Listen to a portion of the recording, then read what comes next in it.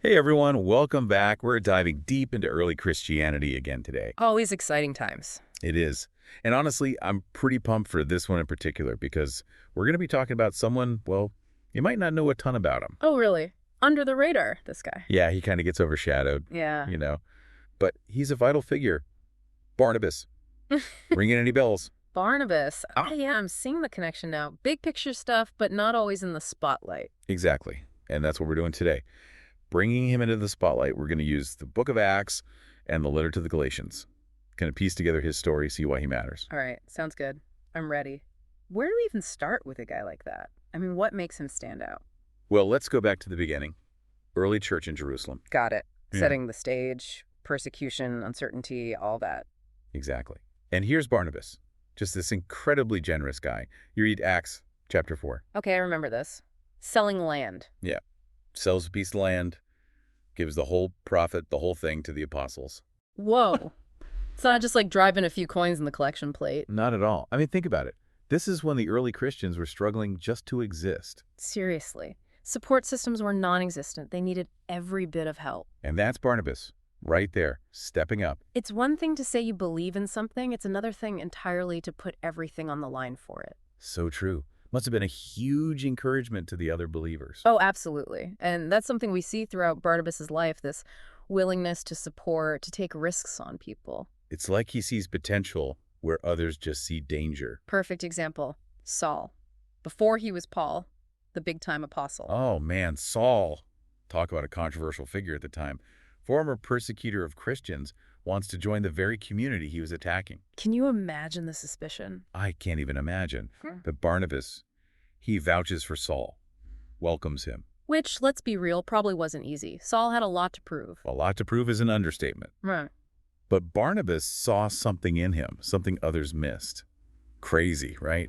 It really makes you think about how we judge people, you Yeah. know? And what might happen if we gave folks a chance, like Barnabas did. Right, like what if we looked for the good, the potential, Yeah. instead of focusing on the past? Okay, so now we have Barnabas, who's generous, sees the best in people.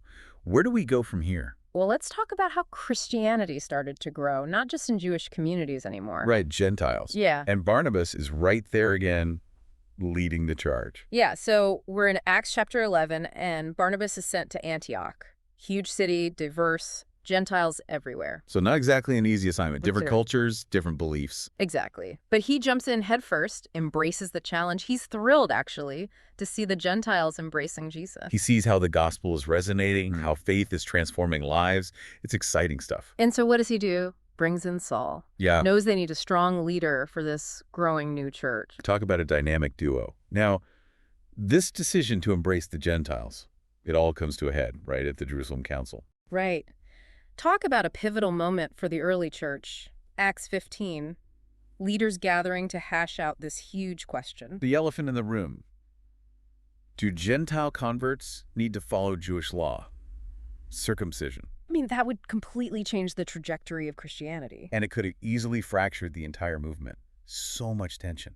But there's Barnabas, alongside Paul, arguing passionately for inclusion, saying salvation comes through faith in Jesus, not through the law. It's huge. It's a testament to how forward-thinking they were, breaking down barriers. It paved the way for Christianity to become truly universal, open to everyone. And this isn't just theoretical for Barnabas. This is his experience in Antioch, right?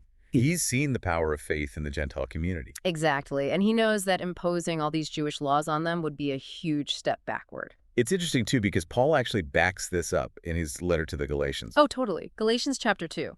Paul talks about this very thing, him and Barnabas standing strong even when others are pushing back hard. United front. Committed to this vision of an inclusive faith. It's inspiring, isn't it?